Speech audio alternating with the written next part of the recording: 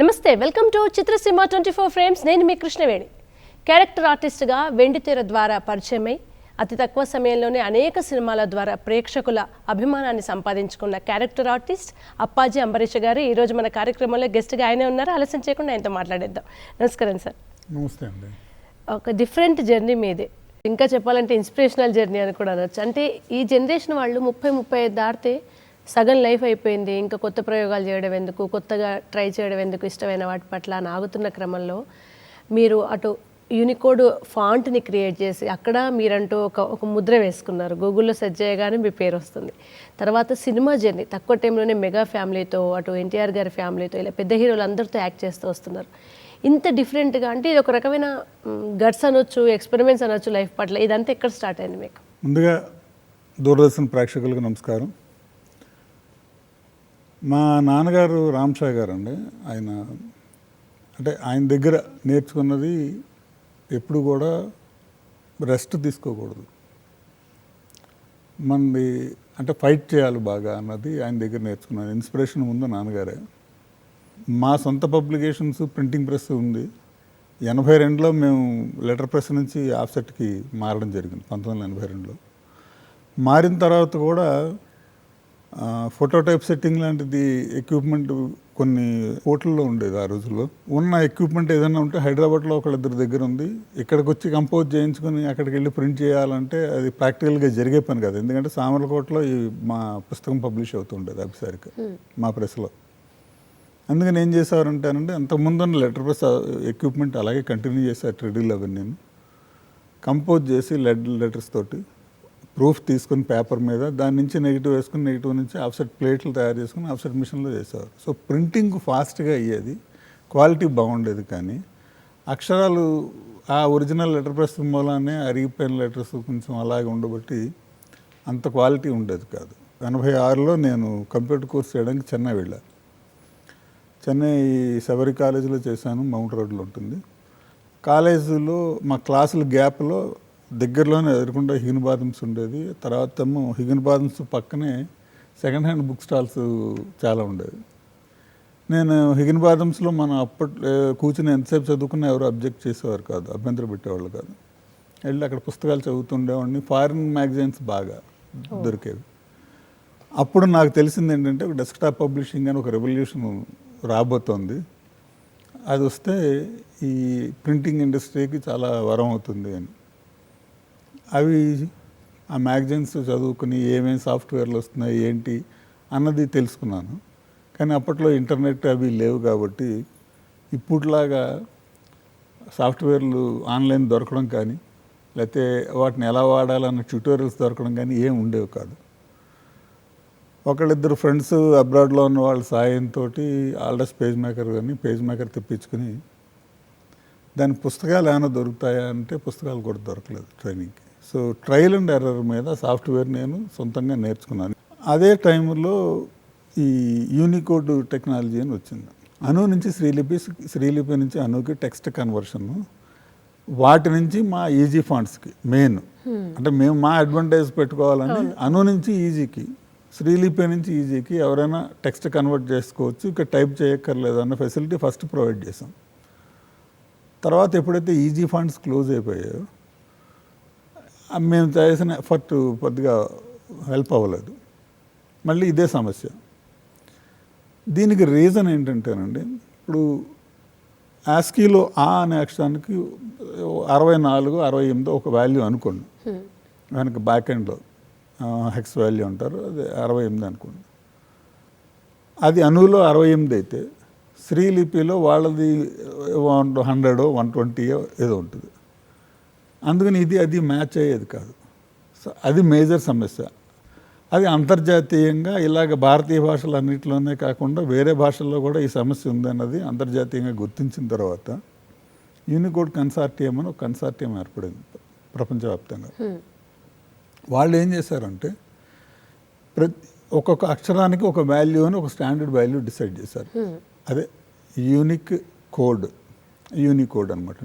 అంటే ఆ అనే అక్షరం ఏ వెండర్ డెవలప్ చేసినా, వాళ్ళు ఆ అనే ఫాంట్ డెవలప్ చేసినా ఆ అనే అక్షరం ఫలానా యూనికోడ్ వాల్యూలో మాత్రమే పెట్టాలి, దాని వాల్యూ ఇది అది ఇంకోలా పెట్టడానికి వీలు లేదు అని ఇచ్చారు. అప్పుడు యూనికోడ్ ఫాంట్లో చేస్తే కనుక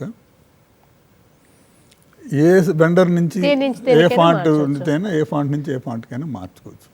కానీ ఇదంతా మీది టెక్నికల్ కదా సార్, అవునండి. బ్రెయిన్లోనే రెండు వేరు వేరు అంటారు, రైట్ లెఫ్ట్. టెక్నికల్కి క్రియేటివ్ ఒక ఆర్ట్ ఫామ్కి అసలు ఎక్కడ పొంతన కుదరట్లేదు. ఎక్కడ మీ ఫాంటు, ఈ టెక్నికల్, ఎక్కడ అందమైన ఒక అభినయం, ఒక యాక్టింగ్, ఇది ఎక్కడ సార్, ఎక్కడ మ్యాచ్ ఉంది అసలు? నేను చదువుకున్న రోజుల్లో నాటకాలు వేసాను. ఓ, మీకు రంగస్థలం. నేను ఇంటర్మీడియట్ నుంచి కాలేజ్లో స్కూల్లో నేను డ్రామాలు ప్లే చేయడం జరిగింది. స్టేజ్ మీద మోనో యాక్షన్స్ డ్రామాలు చేయడం జరిగింది. ఓకే. కానీ 5 ఏళ్ళు చేశాను. దాని తర్వాత అంటే ఇంటర్మీడియట్ 2 ఏళ్ళు, డిగ్రీ 3 ఏళ్ళు.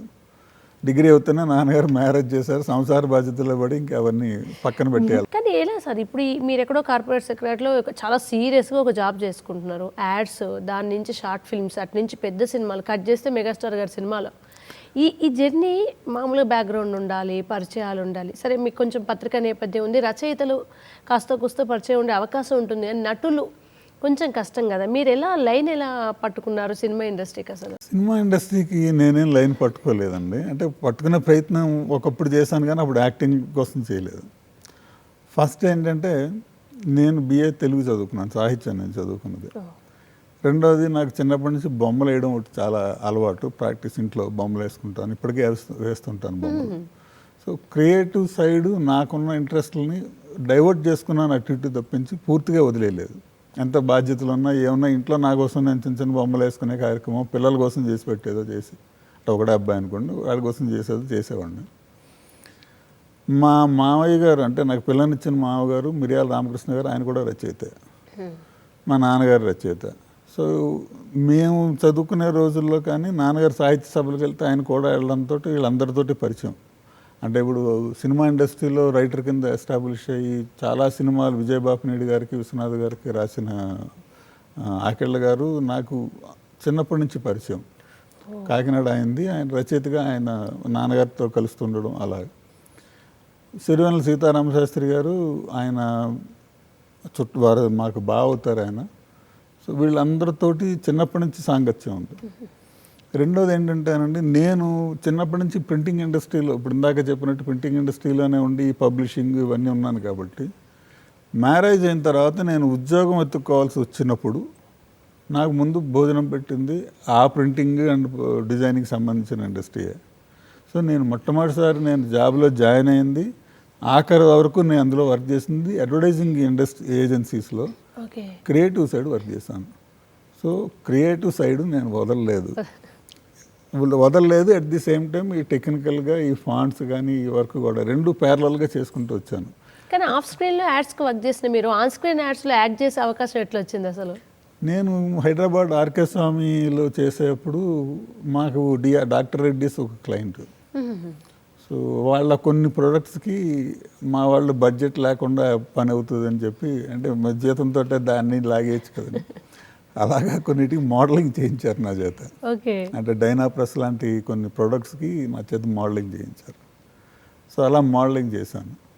కానీ నాకు ఎడిటర్ అవ్వాలని చాలా ప్రయత్నం చేశాను సినిమా ఫీల్డ్లో. నేను ఇక్కడ జాబ్ చేస్తూనే మధ్యలో కొంతకాలం వదిలేసి ఒక ఏడాదిన్నర నేను చెన్నైలో ఇండస్ట్రీ ఉన్నప్పుడు వెళ్ళి సిరివెన్నెల సీతారామశాస్త్రి గారి ఇంట్లోనే ఉండి, శాలిగ్రామంలో సాక్షి రంగారావు గారి ఇంట్లో ఉండేవారు, వాళ్ళ ఇంట్లోనే ఉండి అప్పుడు ఎడిటర్ అవుదామని ప్రయత్నం చేశాను. సో అవి నేర్చుకున్నాను, నాన్ లీనియర్ ఎడిటింగ్. అప్పటికి నాన్ లీనియర్ ఎడిటింగ్ అంటే కొత్త, తెలియదు సరిగ్గా ఎవరికి. మూవీ అలా స్టీమ్ బ్యాక్ ఇలా ట్రెడిషనల్ వేలోనే నడుస్తుంది.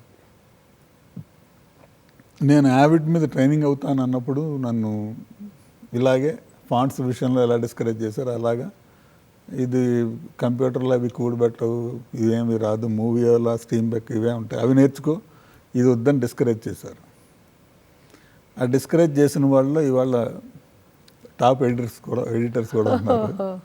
అంటే వాళ్ళ అనుభవం వాళ్ళు చెప్పారు, మన ఏదో ఇచ్చేద్దామని వాళ్ళకైతే ఎవరికి ఉద్దేశం లేదు. కానీ నేను యావిడ్ మీ ట్రైనింగ్ అయ్యాను. అప్పుడు ఆ రోజుల్లో వెంకట్ గారు వాళ్ళు బావగారు చెప్పిన మొదట, లేదండి మేము హైదరాబాద్లో ఎడిట్ షూట్లు స్టార్ట్ చేద్దాం అనుకుంటున్నాం సో అని చెప్పి అక్కడ తీసుకుంటాం ఈయన్ని మేవాడిని అన్నారు. అనుకోకుండా వాళ్ళు ఎడిట్ షూట్లు స్టార్ట్ చేయలేదు. హైదరాబాద్లో వాళ్ళు ప్రయత్నాల్లో మన ఉత్తమ్ కుమార్ గారితో కలిసి ఆర్టిస్ట్ ఉన్నారు కదా, డ్రాయింగ్ అదే మన ఓకే. ఆయనతో కలిసి యానిమేషన్, హార్ట్ యానిమేషన్ అనేది స్టార్ట్ చేశారు. సో అది పక్కతో పట్టేప్పటికి నాకు ఉపాధి లేదు, వెనకేమో బాధ్యత ఉంది. ఇక్కడ ఆల్రెడీ నాకు ఒక కొడుకున్నాడు, నా వైఫ్, వీళ్ళిద్దరిని పోషించాల్సిన బాధ్యత ఉంది, తను ఇంకా చదువుతుంది. అందుకని ఇంక నేను ఒక ఏడాది ప్రయత్నం చేసి ఇంక నా వల్ల కాకపోతే బావగారు అప్పటికే అన్నారు, నేను సపోర్ట్ చేస్తాను లేరా నువ్వు ఉండంటే, లేదు బావా కష్టం ఇలా ఎక్కువ కాలం, నేను వెనక్కి వెళ్ళిపోతానని హైదరాబాద్ వచ్చి నేను మళ్ళీ అడ్వర్టైజింగ్లో జాయిన్ అయిపోయాను తిరిగి. సో మధ్యలో ఒక ఏడాదిన్నర మాత్రమే అడ్వర్టైజింగ్ వదిలేసి అటు వెళ్ళాను, మళ్ళీ వెనక్కి వచ్చి అడ్వర్టైజింగ్లో జాయిన్ అయిపోయాను. మీకు సినిమా ఎంత గుర్తింపునిచ్చిందో కృష్ణమూర్తి గారు ఆ షార్ట్ ఫిల్మ్ కూడా జనాలు గ్రౌండ్ లెవెల్ దాకా మీరు తెలుసు. అంటే కృష్ణమూర్తి గారు అంటే ఇంకా మీరే అంబరీష్ గారి కన్నా కొన్నేళ్ల పాటు కృష్ణమూర్తి గారి మీరు తెలుసు. షార్ట్ ఫిల్మ్స్లో యాక్టింగ్ అంటే రంగస్థలంగా అనుభవం ఉన్న తర్వాత అంతా దారి తెప్పి మళ్ళీ ఇంకో వైపుకి వెళ్ళి మళ్ళీ స్క్రీన్ మీద రంగస్థలం వేరండి, లైవ్ ఇంకా దానికి, కానీ ఇది కెమెరాని చూస్తూ చేయడం, ఇదంతా మళ్ళీ ఎట్లా స్టార్ట్ చేశారు మీరు? ఇలాగా నేను మళ్ళీ హైదరాబాద్ వచ్చి జాబ్ చేస్తున్నప్పుడు ఆర్కే స్వామి బీబీడీఓలో వర్క్ చేస్తున్నాను. చేస్తున్న రోజుల్లో నేను అంటే మానేసి సొంతంగా పెట్టుకుందామని ఆలోచనలో ఉన్నాను, డిజైనింగ్ సర్వీసెస్. ఆ టైంలో నా కొలీగ్ అతను ఫస్ట్ శాంకీ శంకర్ అంటాం మేము, అతను నేను ఒక షార్ట్ ఫిల్మ్ చేద్దాం అనుకుంటున్నానండి, మీకు ఇంట్రెస్ట్ ఉంది కదా చేస్తారా అన్నాడు. చేద్దాం అయ్యా అన్న. అప్పారావు గారు అబ్బాయిని నా ఫస్ట్ షార్ట్ ఫిల్మ్ అది. ఓకే. ఆ షార్ట్ ఫిల్మ్ చేశాను. షార్ట్ ఫిల్మ్ చేసినప్పుడు ఆ షార్ట్ ఫిల్ము మా టీవీ షార్ట్ ఫిల్మ్స్ కంటెస్ట్లో దానికి థర్డ్ ప్రైజ్ వచ్చింది. అవి చూసి నెమ్మదిగా షార్ట్ ఫిల్మ్స్ వాళ్ళు నన్ను అప్రోచ్ అవ్వడం మొదలుపెట్టారు. ఫాదర్కి బాగున్నాడు అయినా ఫాదర్ క్యారెక్టర్గా అలాగా పిలవడం మొదలుపెట్టారు. ఇంచుమించు అదే టైంలో అడ్వర్టైజ్మెంట్స్ కూడా స్టార్ట్ అయ్యాయి. నేను ఇంకా జాబ్ వదిలేయలేదు. ఆర్కే స్వామిలో ఉండగానే ఓ రోజు నా ఇంకొక మేనల్లుడు ఆనంద్ అని ఇప్పుడు త్రివిక్రమ్ గారి దగ్గర డైరెక్షన్ డిపార్ట్మెంట్లో వర్క్ చేస్తున్నాడు, తను నాకు ఫోన్ చేసి మావయ్య ఇలాగా మేము ఒక యాడ్ షూట్ పెట్టుకున్నాం రేపు, ఫాదర్ క్యారెక్టర్ చేశాను, లాస్ట్ మినిట్లో హ్యాండ్ ఇచ్చారు, నువ్వు రాకూడదా అన్నాడు. యాక్చువల్గా ఈ షార్ట్ నేను అప్పారావు గారు అబ్బాయికి కంటే ముందర ఈ యాడే స్టార్ట్ అయింది నాకు.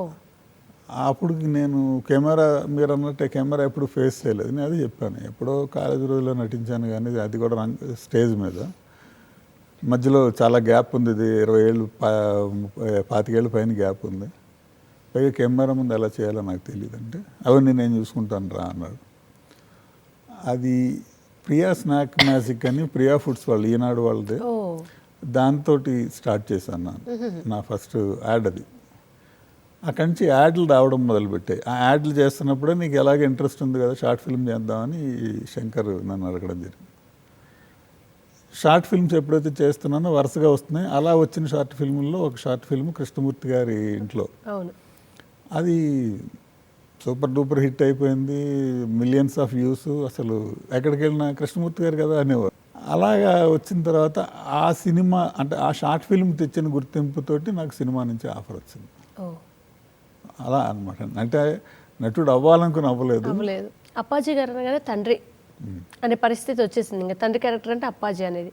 ఇది ఇండస్ట్రీలో ఒక రకంగా అదృష్టం. అంటే అట్లీస్ట్ ఛాన్సే రాని వాళ్ళ కంటిన్యూగా ఛాన్సులు ఉంటాయి అనుకుంటే ప్లస్, కానీ ఒకే క్యారెక్టర్ జనాలు బోర్ ఫీల్ అవుతారు అనుకుంటే మైనస్. మీరు దానికోసం ఏమైనా వేరియేషన్ ట్రై చేసే ప్రయత్నం చేశారా? చేస్తూనే ఉంటానండి. అంటే ఏ నటుడికైనా అన్ని రకాలు చేయాలని ఉంటుంది. స్టీరియో టైపిక్ కానీ మొనోటోనస్ క్యారెక్టర్స్ కానీ చేయాలని ఉంటుంది, డిఫరెంట్గా. అది ప్రయత్నం చేస్తూనే ఉంటాను. అంటే ఏమవుతుందంటే నా లుక్, సాఫ్ట్గా మాట్లాడడం, అది చూసి సాఫ్ట్ క్యారెక్టర్లు, మంచివాడు డిగ్నిఫైడ్ క్యారెక్టర్లు, వాటికే నన్ను పరిమితం చేసింది ప్రస్తుతానికి ఇండస్ట్రీ. ఇప్పుడు మీరు భోలా శంకర్ లాంటి పెద్ద సినిమా లేదా ఎన్టీఆర్ గారి లైఫ్ స్టోరీ చేసిన బాలకృష్ణ గారితో చేశారు. మీరు మెగా ఫ్యామిలీ అందరితో ఆల్మోస్ట్ చేసుకుంటూ వస్తున్నారు. నిఖిల్, నితిన్, యంగ్స్టర్స్, అంటే ఇంకా మీరు సీనియర్స్ నుంచి ఇప్పుడు వస్తున్న హీరోల దాకా అందరితో స్క్రీన్ షేర్ చేసుకున్నారు కదా. మెగాస్టార్ అంటే మీ అత్తగారి వాళ్ళు కూడా మొగలుతురు అనుకుంటారు కదా. మెగాస్టార్ అంటే అందరం చూస్తూ పెరుగుతుంటాం. మెగాస్టార్తో చేశారు, పవన్ కళ్యాణ్ గారితో 2 సినిమాలు చేశారు, అవి కూడా అజ్ఞాతవాసి, వకీల్ సార్. అది కూర్చున్నప్పుడు అసలు ప్రొఫెషన్ అనుకోలేదు, ప్యాషనేట్గా మీరేం ట్రై చేయలేదు. ఇవన్నీ తీసుకెళ్ళి మిమ్మల్ని అక్కడ కూర్చోబెట్టినప్పుడు మాత్రం ఇది నా లైఫ్ అనే ఫీలింగ్ వస్తుంది కదా. ఇప్పుడు సీరియస్గా తీసుకున్నారా మొత్తం సినిమాలే నాకు, నేను చాలా సీరియస్గా ట్రై చేయాలి, ఇదే నా లైఫ్ అని మీరు ఫిక్స్ అయిన సందర్భం ఏది? నేను మొదట ఒక 3 to 4 years జాబ్ చేస్తూ సినిమాలు చేస్తూ ఉన్నాను. ఇంకా తర్వాత నాకు అర్థమైంది ఇది అప్పటికే సినిమాలో నా కెరీర్ పికప్ అయింది. అంటే ఇంకా పెద్ద హీరోలతో అప్పటికి చేయలేదు, కానీ చిన్న హీరోలతోటి కానీ చిన్న బడ్జెట్ సినిమాల్లో కానీ షార్ట్ ఫిల్మ్స్లో కానీ చాలా యాక్టివ్గా చేస్తున్నాను. రెండిటికి టైం మ్యాచ్ చేయడం కుదరట్లేదు. ఇంకా అప్పుడు నేను డిసైడ్ అయ్యాను లేదు అని. నేను ఫస్ట్ నా ఇంట్లో వాళ్ళకి చెప్పాలి, మా అబ్బాయికి నా భార్యకి చెప్పాను అనమాట. రిటైర్మెంట్ తీసుకుందాం అనుకున్నాను. అంటే రిటైర్మెంట్ తీసుకుని ఏం చేస్తా ఉంది నా వైఫ్. అంటే ఇప్పుడు అలాగే సినిమాలు పికప్ అవుతున్నాయి, బాగుంది ఇది కెరీర్, నేను ఇందులో కంటిన్యూ అయిపోదాం అనుకుంటున్నాను. ఇప్పుడు ఇంతకాలం అంటే బాధ్యత ఉంది కాబట్టి బాధ్యతల కోసం చేశాను. ఇప్పుడు బాధ్యతలు అయిపోయాయి. ఇప్పుడు నాకు నచ్చితే చేస్తా, నచ్చకపోతే చేయను సినిమాలైనా. అంటే మా అబ్బాయి అన్నాడు, నీకేముంది నాన్న, ఏం టెన్షన్ పడక్కర్లేదు, ఫ్రీగా నీకు నచ్చితే చేయి, లేకపోతే మానేసి, నీకు కావాలంటే ప్లే స్టేషన్ ఏదైనా కొనిస్తాను, ఇంట్లో కూర్చొని గేమ్స్ ఆడుకున్నాడు. ఇంట్లో కూర్చొని గేమ్స్ ఆడుకోను. కానీ రిటైర్మెంట్ అన్నది ఇంట్లో కూర్చోవడం కాదు, మనకు నచ్చిన పని చేయడం అని నా ఫీలింగ్ అండి, నా నమ్మకం అది. అంటే బాధ్యత ఉన్నప్పుడు ఏం చేస్తూ ఉంటాను, మనకి ఇష్టం ఉన్నా లేకపోయినా బాధ్యత కోసం కొన్ని భరిస్తాం, ఓపికగా చేస్తాం, నచ్చకపోయినా సరే చేస్తాం. ఇంకా బాధ్యత లేదు, ఇంక రిటైర్మెంట్ కాబట్టి ఏదైనా మంచి ప్రాజెక్టు లేకపోతే ఇక్కడ మర్యాద ఉంది అనుకుంటే అది చేస్తాం, లేదంటే చెయ్యం. అలా అనుకుని డిసైడ్ అయ్యి ఇందులోకి వచ్చాను. అదృష్టవశాత్తు ఏంటంటేనండి, నన్ను ఖాళీగా ఉంచలేదు ఇండస్ట్రీ. ఏ రోజు నేను 32 సినిమాలు చేశాను ఒక ఏడాది అయితే, 1 yearలో. ఒక 1 year అయితే. లాక్డౌన్ వచ్చింది, కరోనా అన్నప్పుడు కూడా సినిమాలు బాగా తగ్గిపోయి లిమిటెడ్గా చేస్తున్నారు, మాస్కులు పెట్టుకుని అవి పెట్టుకుని చేసినప్పుడు కూడా నేను సినిమాలు అందరు కొంచెం ఎక్కువే చేశాను. అలా కూడా అది అదృష్టం ఉండండి. 8 yearsలో ఎన్ని సినిమాలు కంప్లీట్ చేసేసారు టోటల్? ఇంచుమించు ఇలా 125 సినిమాల దాకా చేశాను. దేవుడా, 120, 100 దాటిపోయింది. 100 దాటిపోయిందండి. అంటే నా షార్ట్ ఫిల్మ్లు, యాడ్లు కూడా లెక్కేసుకుంటే 200 దాటేసింది. మీరు పాన్ ఇండియా యాక్టర్ అయిపోయారు, ఎందుకంటే అందరు బాలీవుడ్ నుండి టాలీవుడ్కి వస్తే మీరు టాలీవుడ్ నుంచి బాలీవుడ్కి వెళ్ళారు కదా. హిందీ సినిమాల్లో ఆఫర్ ఎలా అసలు? హిందీ సినిమాల్లో అంటే ఆఫర్లు ఏమి ఇంకా లేవండి. యాక్చువల్గా యాడ్లు చేస్తున్నాను నేను. హిందీ యాడ్ చేశాను, తమిళ యాడ్స్ చేశాను, కన్నడ యాడ్స్ చేశాను. సో యాడ్ల పరంగా ఇప్పుడు అందులో కూడా ఇదే టిపికల్ ఒక మిడిల్ క్లాస్ ఫాదర్ లేదా ఫాదర్ అలా అంటే యాడ్స్లో ఏముంటుందంటే కాన్సెప్ట్స్ ఫ్యామిలీ సెంటర్గానే నడుస్తాయి ఏ యాడ్ అయినా. మన యాడ్స్ అంటేనే Indian ads especially sentiment base ఉంటాయి, రిలేషన్ బేస్ ఉంటాయి. కాబట్టి డెఫినెట్గా ఇలాగే కావాలి, అది నాకు హెల్ప్ అవుతుంది. అందులో ఏంటంటే సౌత్ ఇండియన్ లుక్ కావాలనుకున్నప్పుడు they are preferring me. So నేను అలా బిగ్ బాస్కెట్ యాడ్ చేశాను, ఫోన్పే యాడ్స్ చేశాను, స్పాటిఫై యాడ్ చేశాను, రెడ్ లేబుల్ ఇన్స్టాంట్ టీ చేశాను. ఇప్పుడు మొన్న రీసెంట్గా శ్రీరామ్ లైఫ్ ఇన్సూరెన్స్ చేశాను, తర్వాత కాల్గేట్ టూత్పేస్ట్ దాన్ని యాడ్ చేశాను. మీ యాడ్స్ ప్రయాణం ఇంకా యాడ్స్ ప్రయాణం సాగుతుంది. ఇంతకుముందు హైదరాబాద్ అంటే మన స్థానికమైన యాడ్స్కే పరిమితం అయి ఉన్నామని, ఇప్పుడు మీరు అన్నట్టుగా బాంబే వెళ్ళి ఆ యాడ్లు చేసుకుని వస్తున్నాను. యాడ్ స్టార్ మీరు ఇప్పుడు. సో అది ఒక రకంగా ఈ గ్యాప్ని, ఈ వ్యాక్యూమ్ని అది కొంచెం కవర్ చేస్తాను. మీకు ఇప్పుడు భీష్మ కానివ్వండి, లేకుంటే కార్తికేయ, చాలా పెద్ద పెద్ద సినిమాలో చేశారు. మీకంటూ ఒక బ్రేక్, అంటే మిమ్మల్ని ఒక చిన్న సినిమా యాక్టర్ నుంచి పెద్ద సినిమాకి తీసుకువెళ్ళిన బ్రేక్ అంటే మీరు ఏం చెప్తారు సినిమాలు? అంటే ఏజెంట్ సాయి శ్రీనివాస ఆత్రేయలో నా క్యారెక్టర్కి వచ్చింది అనుకున్నాం, బ్రేక్ వస్తుంది అని అనుకున్నాం. అనుకోకుండా అది అంటే నాకు మంచి పేరు తెచ్చింది. బయటకు వెళ్తే ఎవరైనా ముందు చిన్న పిల్లలతో సహా ఎవరైనా ఏజెంట్ ఆత్రేయలో చేశారు కదా అంటారు. అంత పేరైతే తెచ్చింది అది డెఫినెట్గా. బ్రేక్ 125 ఫిల్మ్స్ అంటే అది నెంబర్ ఉందండి. అంటే ఏమవుతుందంటేనంటే చిన్న క్యారెక్టర్ పెద్ద క్యారెక్టర్ సంబంధం లేకుండా, చిన్న సినిమా పెద్ద సినిమా సంబంధం లేకుండా వచ్చినదంతా చేసుకెళ్ళిపోయిన మూలాన్ని ఉంది. కానీ లెంగ్త్ లేవు ఇందులో, అంటే తక్కువ పీరియడ్, సిగ్నిఫికెంట్ లెంగ్త్ లేదు, సిగ్నిఫికెంట్ ఇది ఇంపార్టెన్స్ లేదు, తక్కువ. అంటే కొన్నిట్లో ఉంది, అన్నిట్లో లేదంటలేదు. కొన్ని సినిమాల్లో ఇంపార్టెన్స్ ఉన్నవే ఉన్నాయి. కొన్నిట్లో అంటే ఎస్పెషల్లీ బాగా పెద్ద హీరోల సినిమాల్లో ఏంటంటే అంటే డైలాగ్ పార్ట్ తక్కువ ఉంటుంది, యాక్షన్కి కూడా మనకి పెద్ద స్కోప్ ఉండదు.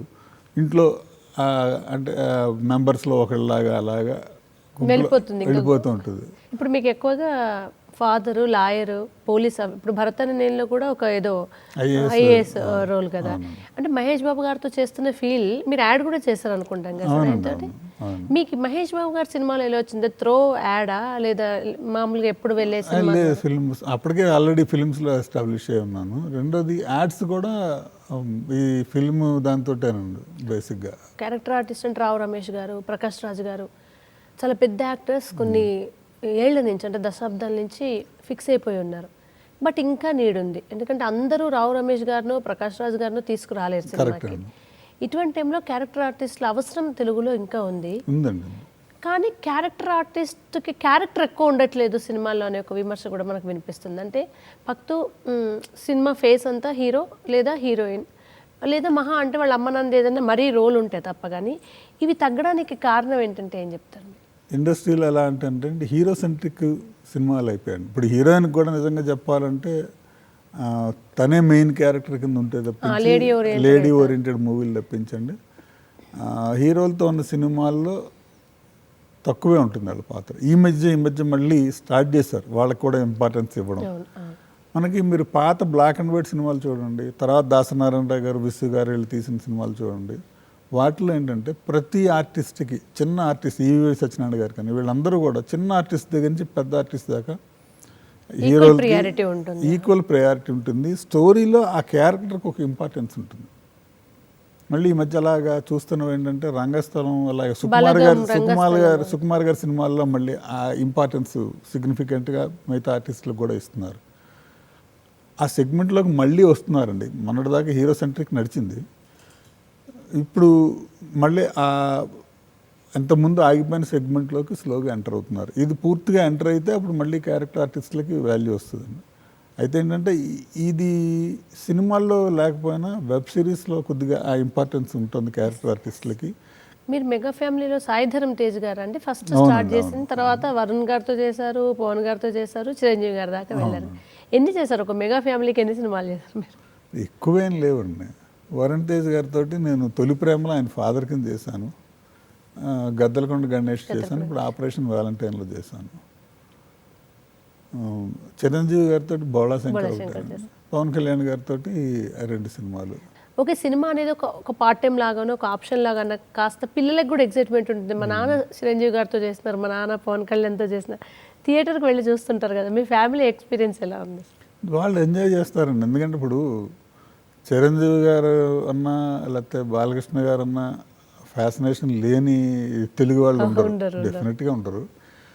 నేను కూడా వీళ్ళ సినిమాలు చూసి ఇన్స్పైర్ అయిన. నేను ఇంటర్మీడియట్ డిగ్రీ చదివే రోజుల్లో చిరంజీవి గారి సినిమాలు వస్తే అప్పట్లో ఎలా ఉండేదంటే టికెట్ కొనుక్కున్నా కూడా థియేటర్లో ఖాళీ ఉండేది కాదు. అప్పుడు అన్ని సింగిల్ థియేటర్లు కదండి, మల్టీప్లెక్స్లు కాదు. టికెట్ సీటింగ్ కెపాసిటీ కంటే ఎక్కువ అమ్మేసేవాళ్ళు. గేట్ దగ్గర అంటే మన థియేటర్ డోర్స్ ఓపెన్ చేసేసి అక్కడే నించుని, అక్కడ బల్లలు వేస్తే బల్లల మీద నించుని చూడాల్సి వచ్చేది. నేను అలా చిరంజీవి గారి సినిమాలు 4-5 సినిమాలు అలా బల్లల మీద గుమ్మం దగ్గర నించుని చూసిన సినిమాలు ఉన్నాయి. సో అది ఉందండి. అందులో పైగా నా వైఫ్ ఏంటంటే తను సినిమాలు చాలా ఎక్కువ చూసేది. అంటే తను మెడికల్ ఫీల్డ్లో ఉండే సినిమాలు చూసింది అంటే ఇది కొంచెం విచిత్రమైన కాంబినేషన్. అంటే వాళ్ళు ఎలా అంటే చదువు అంటే స్టూడియోస్గా చదివేది, తను రిక్రియేషన్ అంటే సినిమా అంతే. సో ఈ చదువు నుంచి కాసేపు రిక్రియేషన్ కావాలంటే సినిమాకి వెళ్ళారు. సో వాళ్ళు వారానికి ఒక సినిమా చూసేవారు వాళ్ళ ఇంట్లో. అలా తను మ్యాక్సిమం సినిమాలు చూసేది. తన మెమరీ పవర్ తనకి. ఇంటికి వచ్చిన తర్వాత అంటే మా మ్యారేజ్ అయిన తర్వాత సినిమాకి నేను తీసుకెళ్ళడం తక్కువ, మేము వెళ్ళేది చాలా తక్కువ ఉండేది. తను గొడవ పెట్టేస్తుండేది. సో తర్వాత నేను నెమ్మదిగా నేను నా సంఖ్య పెంచుకొని మేము ఇద్దరం కలిసి సినిమాలకు వెళ్తుంటాను. లేదంటే తన ఫ్రెండ్స్ తోటి ఎవరితో సినిమాకి వెళ్తే వెనక్కి వచ్చిన తర్వాత టైటిల్స్ దగ్గర నుంచి ఎవరెవరు ఆర్టిస్ట్ ఏంటిదో మొత్తం సినిమా స్టోరీ మొత్తం చెప్పేసేది నాకు. అదే సినిమాలో శ్రీలక్ష్మి గారి క్యారెక్టర్ ఉంటుంది అలాగా, ఆ టైప్లో మొత్తం డీటెయిల్డ్గా తను నాకు నెరేట్ చేసేది స్టోరీ మొత్తం. కానీ ఇప్పుడు ఆ సినిమాలో తన హస్బెండే కనిపించడం అనేది నిజంగా తనకి, నేను చేసిన ప్రతి సినిమా తీసుకెళ్ళకపోతే తను వెళ్ళకపోతే కుదరదండి, ఆవిడ ఒప్పుకోదు. ఓటీటీలో చూద్దామని నేను ఒకవేళ అంటే కూడా నన్ను అంటే నాతో గొడవ పెట్టేసుకుని ఎలాగైనా సరే సినిమా హాల్కి వెళ్ళాల్సిందే అని సినిమా హాల్కి వెళ్ళి చూస్తుంది. ఇప్పటికీ మేము థియేటర్కి వెళ్ళి చూడడానికి ప్రిఫర్ చేస్తాం, నా సినిమాలో అని కాదని, ఏదైనా ఏ సినిమా అయినా. ఇంట్లో ఒత్తిడి ఉండదండి, మేము సెట్స్కి వస్తామా, హీరో సినిమా అయితే మేము దగ్గర ఇట్లా ఉంటుంది కదా ఎవరికైనా ఇంట్రెస్ట్? సెట్కి వస్తానంత అనలేదు కానీ ప్రీ రిలీజ్ ఫంక్షన్స్కి వాటికి వస్తాను అనేది కొన్నిటికి తీసుకెళ్ళాను. చూసి చూసి అంటే టైం చాలా పడుతుంది, ఓపిక్గా కూర్చోవాలి. ఆ ప్రాసెస్ చూసి అంత నా వల్ల కాదులే, మళ్ళీ పొద్దున్నే డ్యూటీ ఉంటుంది, లేచి పరిగెట్టాలి, నువ్వే వెళ్ళడానికి నన్ను వదిలేసింది ఆవిడ. మీరు యంగ్స్టర్స్తో చేశారు అంటే రీసెంట్గా కార్తికేయ కూడా చాలా హిట్. ఆ సినిమా చూసిన వాళ్ళందరూ ప్రతి క్యారెక్టర్ని గుర్తుంచుకున్నారు, అందులో మీరు కూడా ఒకరు. నిడివి ఎంత అనేది పక్కన పెడితే కొన్ని సినిమాలు అలా మిగిలిపోతాయి.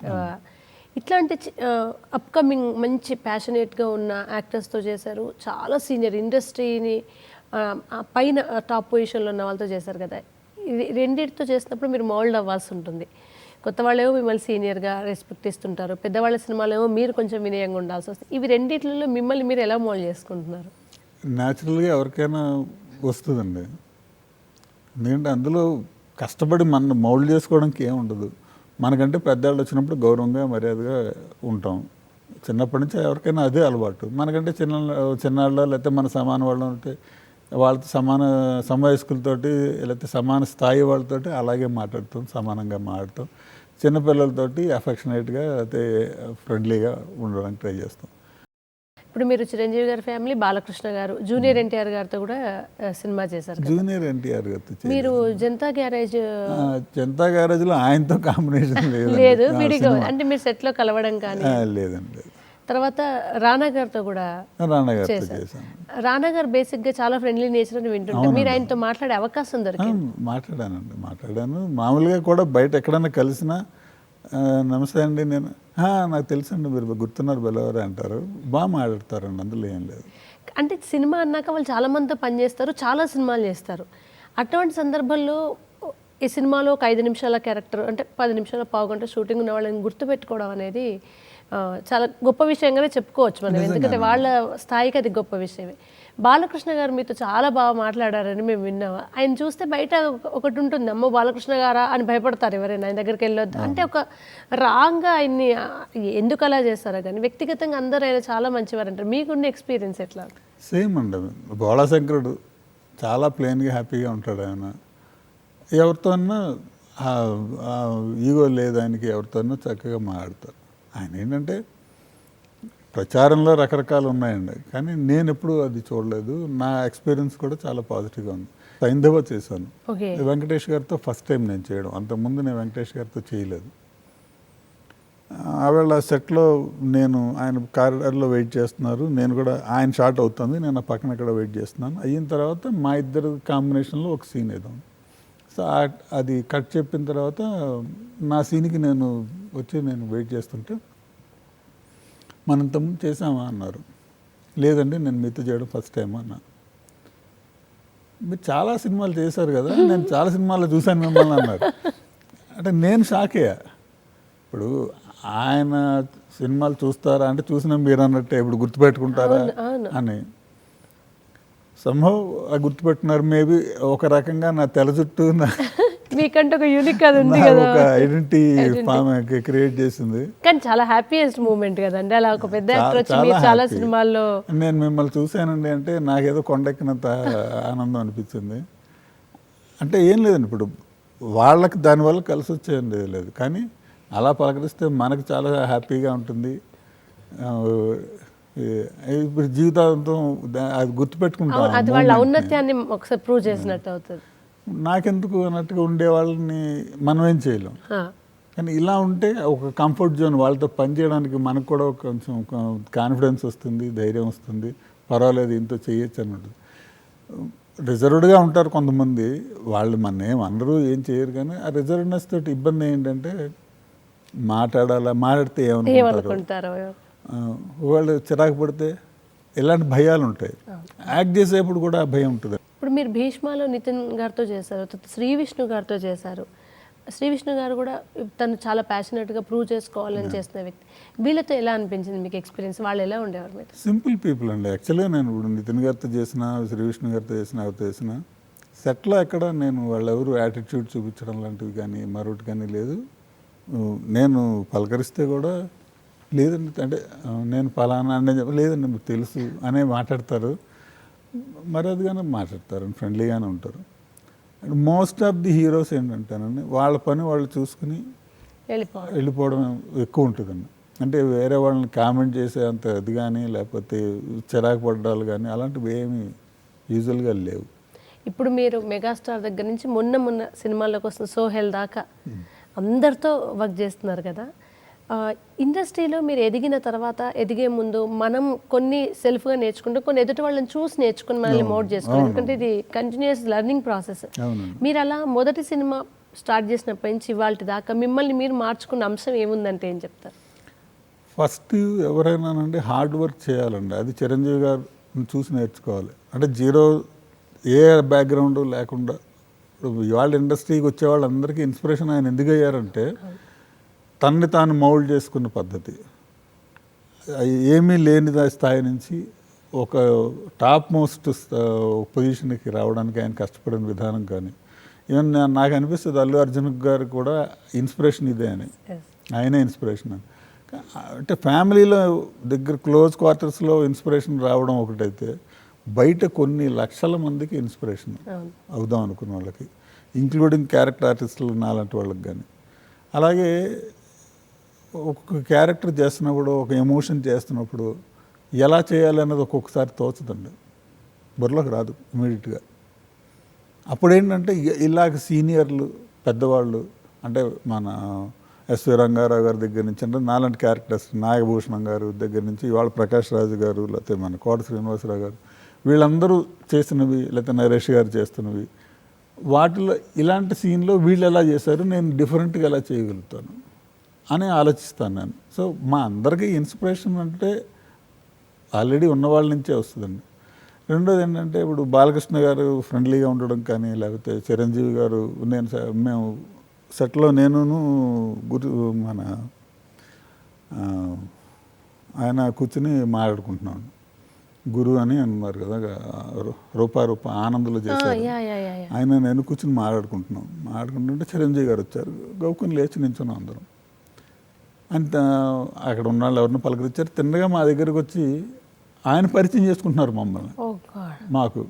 అంటే మేము కూడా పరిచయం చేసుకున్నాం. అంటే అంత సింపుల్గా ఉన్నారు. వాళ్ళని చూసి మనం నేర్చుకోవాల్సింది ఏంటంటే ఒకటి రెండు సినిమాలు రాగానే కళ్ళు నెత్తికెక్కి నువ్వెవరు ఏంటి అని మాట్లాడుకుని కాదు, అన్ని వందల సినిమాలు అంటే అంత పేరు వచ్చి అంత టాప్ లెవెల్కి వెళ్ళినా కూడా వాళ్ళు అంత సింపుల్గా ఉంటున్నారు అంటే అది నేర్చుకోవాలండి. బేసిక్గా మన వాళ్ళ నుంచి నేర్చుకోవాల్సిన క్వాలిటీస్ ఉన్నాయి. ఎవరైనా నేనే కాదు ఇండస్ట్రీలోకి ఇవాళ ఎవరు వచ్చినా ఫస్ట్ నేర్చుకోవాల్సింది ఏంటంటే ఈగో వద్దు అన్నది నేర్చుకోవాలండి. వీలైతే పక్కలకి హెల్ప్ చేద్దాం, లేదంటే అట్లీస్ట్ సైలెంట్గా ఉందాం, వాళ్ళని హర్ట్ చేయొద్దు అన్నది నేర్చుకుంటే చాలండి. ఇక్కడ ఇండస్ట్రీలో ఒకటి కొనసాగుతుంది అంటే ఒక డైరెక్టర్ ఒకసారి తీసుకుంటే వాళ్ళకి నచ్చితే ఆ డైరెక్టర్ ప్రతి సినిమాలో ఏదో ఒక క్యారెక్టర్ ఇవ్వడం అనేది కొంతమంది విషయాల్లో మనం గమనిస్తుంటాం. అలా మీకు ఏ డైరెక్టర్ అయినా ఇండస్ట్రీలో తను నాకు చాలా క్లోజ్, నేను ఫైట్ చేసి అడగగలుగుతాను, నా క్యారెక్టర్ ఎందుకు పెట్టలేదు అని అంత క్లోజ్ ఎవరైనా అయ్యారు? లేదండి. రెండోది అంటే మీరు అన్న దాంట్లో నేను ఏకీభవించాను. యాక్చువల్గా ఆ క్యారెక్టర్కి వాడు సూట్ అవుతాడు అనుకుంటే ఆలోచిస్తారు తప్పించండి, మనాడు ఉన్నాడు కదా అని ప్రతిదీ తీసుకొచ్చి అక్కడ ఇవ్వడమో లేకపోతే అలా ఉండదు. అంటే కొందరు డైరెక్టర్ యాక్టర్స్ కాంబినేషన్ రిపీట్ అవుతుంటుంది. రిపీట్ అవ్వడానికి ఏంటంటే అవి మ్యాచ్ అవుతాయి, ఆ క్యారెక్టర్కి వీళ్ళు మ్యాచ్ అవుతారు అనుకున్నప్పుడు రిపీట్ చేస్తారండి, చేయగలుగుతారు, మ్యాచ్ అవుతుంది అనుకున్నప్పుడు. ఒక్కొక్కసారి రిపీట్ చెయ్యనివి చాలా ఉన్నాయండి, వాళ్ళే రిపీట్ చేయకుండా వేరే వాళ్ళని పిలిచినవి చాలా ఉన్నాయండి. అది అవుతుందండి. డిపెండ్స్ ఆన్ వాళ్ళ స్టోరీ రాసుకున్న దాంట్లో ఆ క్యారెక్టర్ ఎలా ఉంది, దానికి ఈ వ్యక్తి సూట్ అవుతాడా సూట్ అవడా ఒకటి. రెండోది రకరకాల ఫ్యాక్టర్స్ ఉంటాయండి. బడ్జెట్ ఇష్యూలు ఉండొచ్చు, డేట్స్ ఇష్యూస్ ఉండొచ్చు, లేకపోతే ప్రొడ్యూసర్ వైపు నుంచో లేకపోతే ఇంకొక వైపు నుంచో ప్రెషర్ వేరే ఉండొచ్చు, నాకు కాదు ఈ వ్యక్తి కావాలి, అయితే హీరోగా చేసే ఆయనకి కంఫర్ట్ కోసం కొన్ని అడిగి ఉండొచ్చు. ఇలాంటివి చాలా ఉంటాయండి. ఏ ఫ్యాక్టర్ తోటి మనని కాదన్నారు, ఏ ఫ్యాక్టర్ తోటి మనని పిలిచారు, ఈ రెండు కూడా ఎవరు చెప్పలేరు. సినిమా అంటే థియేటర్లో రిలీజ్ అయ్యే సినిమాకి ఒక బడ్జెట్ ఒక టైప్ ఉంటుంది, మనకు ఓటీటీకి వచ్చేసరికి ఒకలా ఉంటుంది. వెబ్ సిరీస్ మీరు రెండింటిని అంటే ఇప్పుడు మిమ్మల్ని అప్రోచ్ అవ్వాలంటే దాని బడ్జెట్ వేరు, మీరు అలా కంఫర్టబుల్గా బడ్జెట్ని బట్టి మీరు మూవ్ అవుతున్నారు. అవుతాను, వెబ్ సిరీస్ చేస్తున్నాను అలా, చేస్తున్నారు, వెబ్ సిరీస్ కూడా చేస్తున్నారా? చేస్తున్నాను. చేశాను నేను. మానేల్ ట్యాంక్ అని తెలుగులో ఉంది, సుశాంత్, ప్రియా ఆనంద్ హీరోయిన్. ప్రియా ఆనంద్ ఫాదర్ కింద చేశాను నేను అందులో. ఓకే, మంచి ఎమోషనల్ సీన్స్ ఉన్నాయి. 3 C's అని ఒక వెబ్ సిరీస్ సోనీ లివ్లో ఉంది, అందులో కూడా నేను ముగ్గురు అమ్మాయిలు, 3 C's అనమాట, అంటే క్యాథరిన్ అలా పేర్లు సీతో వస్తాయి, చంద్ర అలా. అందులో క్యాథరిన్ ఫాదర్ కింద చేశాను నేను. ఓకే, అది కూడా ఎలాగంటి ఎమోషన్స్ ఉన్న సీన్, అంటే ముందంతా సెటిల్గా కామ్గా ఉన్న ఆ ఇద్దరి మధ్య బాండింగ్ దగ్గరికి వచ్చేప్పటికి కొన్ని ఎమోషనల్ సీన్స్ ఉంటాయి. వెబ్ సిరీస్కి మామూలుగా ఈ సినిమాకి తేడా చెప్పమంటే మీరు ఏం చెప్తారు? అంటే వెబ్ సిరీస్లో కొంచెం క్యారెక్టర్ని ఎలివేట్ చేయొచ్చు, లెంగ్త్ ఒకటే తేడా అండి నాకు తెలిసి, ఏం ఉండదండి. సబ్జెక్టు ఏదైనా ఒకటే. అంటే టీవీ సీరియల్స్కిను వెబ్ సిరీస్కి డిఫరెన్స్ ఉంది డెఫినెట్గా. కానీ వెబ్ సిరీస్ ఏంటంటే ఫిల్మే లెంగ్త్ ఎక్కువ ఉండి నెంబర్ ఆఫ్ పార్ట్స్ కింద డివైడ్ అయిన పార్ట్ తప్పించండి. అంటే 3 గంటల్లోనూ లేకపోతే 2.5 గంటలు, ఇప్పుడు 3 గంటలు కూడా ఎవరు చూడలేదు, 2.5 గంటల్లోనూ 2 గంటల్లోనూ చెప్పలేని కథ ఏదైనా ఉంటే దాన్ని వెబ్ సిరీస్ కింద కన్వర్ట్ చేసుకుంటున్నారు. కానీ దానివల్ల ఇప్పుడు ప్రతి క్యారెక్టర్ని కొంచెం అయినా సినిమాతో పోలిస్తే ఎలివేట్ చేసే అవకాశం డెఫినెట్గా ఉంటుందండి, ఎందుకంటే టైం ఉంది కదా ఇక్కడ. మీకు అక్కడ ఏమవుతుంది అంటే సినిమాకి వచ్చేప్పటికి ఆ 2 గంటల్లో ముగించాల్సి వచ్చేప్పటికి కొంత కట్ చేయక తప్పదండి. అన్ని డీటెయిల్స్ అంతా డీటెయిల్గా చెప్పుకుంటూ వెళ్తే 2 గంటలు అవదండి. మీరు ఎవరికి చెప్పుకుంటారు ఈ పెయిన్? ఇప్పుడు నేను నాన్న క్యారెక్టరే కాదు అన్నీ చేస్తా అని ఇప్పుడు మీ దగ్గరకు ఒక స్టోరీ వస్తుంది, ఒక డైరెక్టర్ అప్రోచ్ అవరో లేదా అసిస్టెంట్ డైరెక్టర్, ఎట్లా చెప్తారు? ఎవరితో కన్వే చేస్తారు? వాళ్ళకే చెప్తామండి. అంటే చేస్తాం అండ్ లేదు ఈ క్యారెక్టర్ మీరు చేస్తే బాగుంటుంది అనుకుంటున్నాను అంటే లెంగ్త్ ఎంత ఉందండి, ఏముంది, క్యారెక్టర్ ఇంపార్టెన్స్ ఏంటి అడుగుతామండి, డెఫినెట్గా అడుగుతాం. అడిగి కొంచెం ఏమాత్రం చనువు ఉన్నా కొంచెం మంచి లెంగ్త్ ఉన్న క్యారెక్టర్లు ఇవ్వచ్చు కదండి అని అడుగుతూ ఉంటాను. కమింగ్ ఏ ప్రాజెక్ట్స్ రాబోతున్నాయి మీరు? ఓజీ చేశానండి.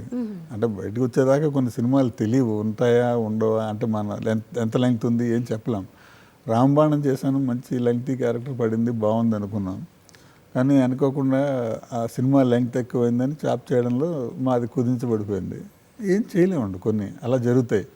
ఓకే, ఇప్పుడు మీరు మా దూరదర్శన్ ముఖ్యంగా చెప్పదలుచుకుంటే మీకు ప్రతి యాక్టర్కి ఒక డ్రీమ్ క్యారెక్టర్ ఉంటుంది, ఫలానాది చెయ్యాలి అని. ఇప్పుడు ఎస్వి రంగారావు గారు ఉన్నారు, అసలు ఆయన చేసినంత అద్భుతంగా అన్ని క్యారెక్టర్స్ ఎవరు చేయరేమో అనిపిస్తుంటుంది కదా.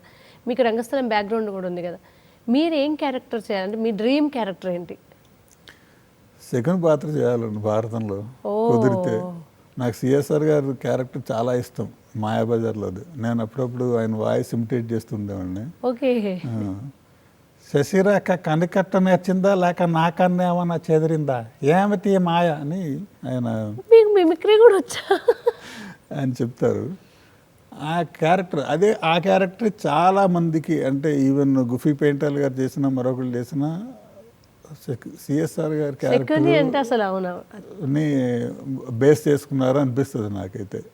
అవును, అసలు శకున్ అనగానే కళ్ళ ముందు ఆయనే వస్తారు. ఇంకా మళ్ళీ ధూళిపాళ్ళ గారు ఆయన స్టైల్లో చేశారు శకున్ క్యారెక్టర్. వీళ్ళిద్దరు మహాభారతం కనుక వచ్చి ఎవరైనా ఆలోచిస్తే ఆ క్యారెక్టర్ చేయడానికి మీకు ఇష్టమైన ఇష్టం, చాలా ఇష్టం. ఇప్పుడు అలాంటి నెగిటివ్ షేడ్ అంటే కన్నింగ్ క్యారెక్టర్స్, డిప్లొమాటిక్ క్యారెక్టర్స్. నేను ఆ ఏజెంట్ ఆత్రేయలో నాది అలాంటిదే, అదే టైప్ క్యారెక్టర్. అంతా మోసం చేసి ఏడ్చి రాగాలు పెట్టి నిజంగా ఆయన నమ్మించి తీరా చూస్తే అసలు చేసిందే వీడని తెలుస్తుంది, అలాగనమాట. కానీ మీకు ఫస్ట్ అంటే స్టార్టింగ్ డేస్లో అలాంటిది పడింది, ఆ తర్వాత మళ్ళీ సాఫ్ట్గా నాన్న క్యారెక్టర్స్ పడుతున్నాయి. అది చూసి మళ్ళీ ఎవరైనా అటువంటి టైప్ ఇవ్వగలిగితే మళ్ళీ యూ కెన్ ప్రూవ్ అన్నట్టుగానే ఉంటుంది సార్. అవును, ఇప్పుడు చాలామంది ఇండస్ట్రీకి వస్తున్నారు సార్, చాలా కళలతో వస్తున్నారు, 1, 2, 3 ఇయర్స్ చూస్తారు, తర్వాత వెళ్ళిపోతే ఓకే ఇది లైఫ్ కాదు, కానీ డిప్రెషన్లోకి వెళ్ళిపోవడం ఇట్లాంటివి చాలా చూస్తాం కదా. మీరు ఇన్ని సినిమాలు చూసారు, అన్నీ చూసారు, మంచి చెడు, పెద్దవాళ్ళతో చిన్న వాళ్ళతో. మీరు ఏం చెప్తారు వచ్చే వాళ్ళకి చెప్పమంటే? ఇప్పుడు కళ డ్రీమ్స్ ఉండాలండి, కళలు ఉండాలి, వాటిని నెరవేర్చుకోవాలనే తాపత్రయం ఉండాలి, వాటి కోసం కష్టపడాలి. కానీ ప్లాన్ బి ఎప్పుడు ఉండాలి. ప్లాన్ బి లేకపోతే, అంటే ఒక్కవేళ నేను ఇంతకాలం ప్రయత్నం చేస్తాను, ఇలా చేస్తా, ఇది ఫెయిల్ అయితే, ఇది అవ్వకపోతే ఇంకొక ఆల్టర్నేటివ్ నాకేముంది అన్నది కూడా ముందు ప్రిపేర్ చేసుకుని అప్పుడు ఈ ప్రయత్నాలు చేయడం మంచిదని చెప్తాను నేనైతే. నా సజెషన్ అయితే ఎవరికైనా అదే. ప్లాన్ బి కూడా ఉండాలి. అందరికీ సక్సెస్ అవుతుందని గ్యారంటీ లేదు. ఎకనామికల్గా కూడా మనకు కొంచెం సపోర్ట్ అంటూ ఉండాల్సి ఉంటుంది కదా సార్. ఇది ఇక్కడ ప్రయత్నించాలన్నా అంతో ఇంతో డబ్బు ఉండాలి కనీసం. అంతా కొంత ఉండాలండి, ఏదో రకమైన సపోర్ట్ ఉండాలి. సో ఆల్టర్నేటివ్ కూడా పెట్టుకోవాలండి. పెట్టుకొని దీని మీద ఇంకా ఫోకస్ పెట్టాలి. అంటే కొంతమంది మమ్మల్ని కాంటాక్ట్ చేస్తుంటారండి, ఏమంటే నాకు ఆర్టిస్ట్ అవ్వాలని ఉంది, ఎక్కడైనా క్యారెక్టర్ ఉంటే చెప్పండి. నేను చాలామందికి చెప్పేది ఒకటేనండి, ఏమంటే ఇంకొక ఆర్టిస్ట్ని మీరు కాంటాక్ట్ చేస్తే ఏమవ్వదు ఫస్ట్ థింగ్. రెండోది ఏంటంటే మీరు ఎక్కడున్నారు అంటే మేము మా ఊళ్ళో ఉన్నానండి. నీ ఊళ్ళో ఉంటే అవ్వదు. నీకు పిలిచి మీ ఊళ్ళో ఉన్నారు బాబు రా అని చెప్పి ఎవరు ఇవ్వరు. మీకు ఏమొచ్చో కూడా తెలియదు. సో మీరు ఇక్కడికి రండి, లేదా అక్కడే ఉన్న కాస్టింగ్ డైరెక్టర్లు వాళ్ళు ఉంటారు, వాళ్ళ కాంటాక్ట్స్ కావాలంటే తీసుకుని ట్రై చేసి తీసుకుని ఆడిషన్లు చేసి పంపుతూ ఉండండి, వచ్చి అటెండ్ అవుతుండండి. ఇక్కడ ఉండే ప్రయత్నం చేసుకుంటే ఈజీ అవుతుంది. అక్కడి నుంచి రావడం వెళ్ళడం అంటే వాళ్ళు ప్రిఫర్ పిలవడానికి, అక్కడి నుంచి ఎప్పుడు వస్తాడులే ఇవన్నీ అయ్యే పని కాదు అన్నట్టు ఉంటారు. ఇక్కడ ఉన్న వాళ్ళని ప్రిఫర్ చేస్తారు. సో ఇక్కడికి రండి, వచ్చి ఇండస్ట్రీలో ఆఫీసులకి వాటి ప్రొడక్షన్ ఆఫీసులు వెళ్తూ ఉండండి. ఏమంటే నేను చేయగలను. రెస్పాన్సులు మొదట్లో చాలా చిరాగ్గా ఉంటాయండి, నేను కూడా పడ్డాను, అది ఏం కొత్త ఏం కాదు. మీరు కూడా అప్రోచ్ అవ్వడం అది చేశాను. చిరాగ్గా ఉంటాయండి. ఇప్పటికీ కొద్దిగా ఒకళ్ళిద్దరు ఆ పాత పద్ధతిలో ఏంటి అన్నట్టుగా మాట్లాడేవాళ్ళు ఉన్నారు, తక్కువ అండి. అంటే ఇప్పుడు పోయింది ఆల్మోస్ట్, కొంచెం మారింది, కానీ స్టిల్ ఉందండి. అవి భరించి వాటిని పట్టించుకోకుండాను, లేకపోతే వాటిని ఇది చేసి ఇగ్నోర్ చేసి ఓపిక్గా తిరగతే పేషెన్స్ చాలా కావాలండి ఇండస్ట్రీకి. నిజం సార్. ఆ పేషెన్స్ తోటి ఎంత సహనం మీకుంటే అంత బాగా వర్కౌట్ అవుతుందండి. పట్టుబదులను విక్రమార్కుల్లో ఉండాలి, మధ్యలో జారిపోకూడదు. డ్రీమ్ నెరవేరాలంటే చాలా పేషెన్స్ కావాలండి. కానీ ఎంత ప్రయత్నించినా అవ్వదు అన్న స్టేజ్లో కంటింజెన్సీ ప్లాన్ లాగా ప్లాన్ బి కూడా ఉండాలండి. ఆల్టర్నేటివ్ కూడా మనం పెట్టుకుని ఉండాలి. ఒక టైం లిమిట్ పెట్టుకోవాలండి. 4 ఏళ్ళు ట్రై చేస్తా, 5 ఏళ్ళు ట్రై చేస్తా, ఏదో ఒక టైం లిమిట్ పెట్టుకుని చేయాలి. ఇప్పుడు మీకు 100 సినిమాలు పైచిలుకు చేసినా కూడా ఇప్పటికీ మీరే అప్రోచ్ అవ్వాల్సి ఉంటుంది అనే విధానం ఉందా, లేదా ఇంకా నేను ఇన్ని చేశాను కనుక నా పాత్ర ద్వారా ఇంకో పాత్ర వస్తుంది, నా యాక్షన్ అట్లాగే వస్తున్నాయా సార్? ఎక్కువ అలాగే ఉందండి. ఎక్కువ ఇప్పుడు అంటే ఆల్రెడీ ఫోన్ చేసి అప్పాజీ గారు ఇలాగ పలానా క్యారెక్టర్ ఉంది మేము అనుకుంటున్నాం అని. కానీ ఇక్కడ ఉన్న ప్రాబ్లం ఏంటంటేనండి, కాస్టింగ్ జరిగేటప్పుడు కాస్టింగ్ వాళ్ళకో లేకపోతే ఆ డైరెక్షన్ డిపార్ట్మెంట్ వాళ్ళకో మనం ఆ క్షణానికి గుర్తు రావాలి. ఈ గుర్తు రావడంతో ఉందండి అసలు. ఆ గుర్తు రాకపోతే వాళ్ళు అప్పుడు బరిలోకి ఎవరు వస్తారో లేకపోతే ఎదురుకుండా ఎవరు కనిపిస్తారో వాళ్ళని క్యాస్ట్ చేసుకోవడానికి చూస్తారు. సో దానికోసం గుర్తు చేయడం కోసమైనా మధ్య మధ్యలో మనం కాంటాక్ట్ చేయాల్సిన అవసరం ఉంటుందండి. కనబడి పలకరిస్తూ ఉండాలి అన్నది నేను నేర్చుకున్న పాఠం. చాలా మంది చెప్తారు సార్, వాళ్ళకి గుర్తు ఉండాలి, వాళ్ళకి గుర్తుండేలాగా మధ్య మధ్యలో మనం ఫోన్ చేయడమో కలవడమో చేయాలి అనేది. కానీ ఇంత షెడ్యూల్లో మీరు మళ్ళీ అన్ని కూర్చొని వాళ్ళకి ఫోన్ చేయాలండి, తప్పదు. మరి మనం మార్కెట్ చేసుకోవాలండి, ఎవరు చేస్తారు? మీకు ఇప్పటివరకు ఇన్ని సినిమాల్లో అయితే ఎందుకు వచ్చాను దేవుడా అనే ఫీలింగ్ అయితే రాలేదు మీకు? ఇప్పుడు ఓపికతో హ్యాపీ మీరైతే. సెకండ్ ఇన్నింగ్స్ అనొచ్చు కదా మీ లైఫ్లో ఇది? డెఫినెట్గా ఫస్ట్ ఇన్నింగ్స్ సక్సెస్ఫుల్గానే ఒక మార్క్ క్రియేట్ చేశారు, ఇప్పుడు సెకండ్ ఇన్నింగ్స్ కూడా అంతే సక్సెస్ఫుల్గా. అంటే మీరు ఒక యాక్టర్గా మీ సోల్ సాటిస్ఫై అయ్యి అంత బ్రేక్ రాలేని మీరు అనుకున్నారు, కానీ తెలుగు ఆడియన్స్ అందరికీ 80% ఆడియన్స్కి మీరు వెళ్ళను అంటే మీరు రాగానే గుర్తుపడుతున్నారండి. గుర్తుపట్టకపోవడం ఏం లేదు, తెలియదండి, పేరు తెలియదు. చాలామందికి పేరు తెలియదండి. అంటే పేరు తెలిసేంత పాపులర్ కాదు నేను. ఇప్పుడు ప్రయోగాలు కూడా జరుగుతున్నాయండి, బలగం, రంగస్థలం లాంటి సినిమాలతో. అలాంటి ఒక మంచి హిట్ మీకు మళ్ళీ రావాలని, మీ డ్రీమ్ క్యారెక్టర్ కూడా మీరు మనస్ఫూర్తిగా చేయాలని మా దూరదర్శన్ ప్రేక్షకులు అందరి తరపున కోరుకుంటూ thank you so much sir మీరు వచ్చినందుకు. థ్యాంక్స్. మమ్మల్ని గుర్తుపెట్టుకుని మీరందరూ థియేటర్లకు వెళ్ళి సినిమాలు చూస్తే, ఓటీటీనే నమ్ముకోకుండా థియేటర్కి వెళ్ళి సినిమా చూస్తే సినిమా ఇండస్ట్రీ ఇంకో 10 కాలాల పాటు కంటిన్యూ అవుతుంది, నిలబడుతుంది. చూసారు కదండి, ఇది ఇవాళ చిత్రసీమ 24 ఫ్రేమ్స్. మరొక గెస్ట్తో మరొక ఎపిసోడ్లో మళ్ళీ కలుస్తాను. అంతవరకు సెలవు మరి, నమస్కారం.